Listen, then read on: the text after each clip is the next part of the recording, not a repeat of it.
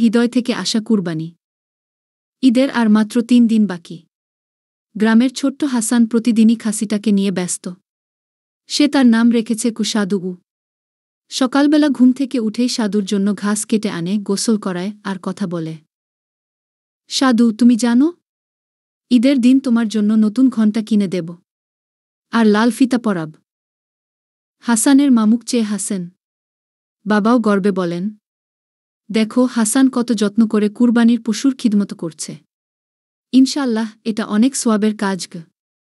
তবে ঈদের আগের দিন রাতে হাসান কিছুটা চুপচাপ।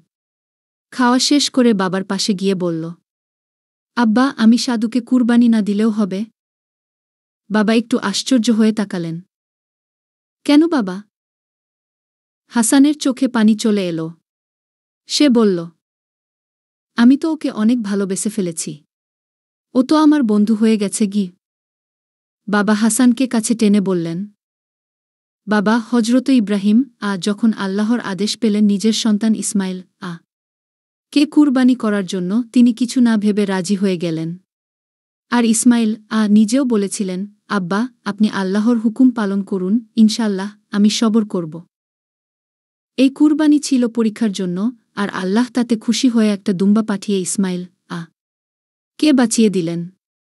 এই কাহিনীর মধ্যেই কুরবানির আসল শিক্ষা, আল্লাহর জন্য নিজের প্রিয় জিনিস ত্যাগ করা। হাসান কিছুক্ষণ চুপ থেকে বলল, তাহলে আমি প্রস্তুত আব্বা। আমি কাঁদব না। আমি চাই আল্লাহ খুশি হোক গু। ঈদের সকালে হাসান নিজ হাতে সাদুকে নিয়ে গেল।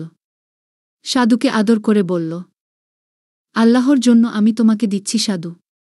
তুমি আমার সবচেয়ে প্রিয় ছিলে, তাই আল্লাহর কাছে এই উপহার গু। কুরবানির পরে হাসান একটু কেঁদেছিল ঠিকই, কিন্তু তার মুখে ছিল একটা শান্তি, যেন সে বুঝে গেছে কুরবানির প্রকৃত অর্থ। গল্প থেকে শিক্ষা। কুরবানি মানে শুধু পশু জবাই নয়, বরং নিজের মনের প্রিয় জিনিস আল্লাহর সন্তুষ্টির জন্য উৎসর্গ করা। হাসান আমাদের শেখায় কিভাবে ছোট মনেও বড় ঈমান থাকতে পারে। ঈদের আনন্দের মাঝেও আছে ত্যাগের গভীরতা, যে ত্যাগ মানুষকে মহান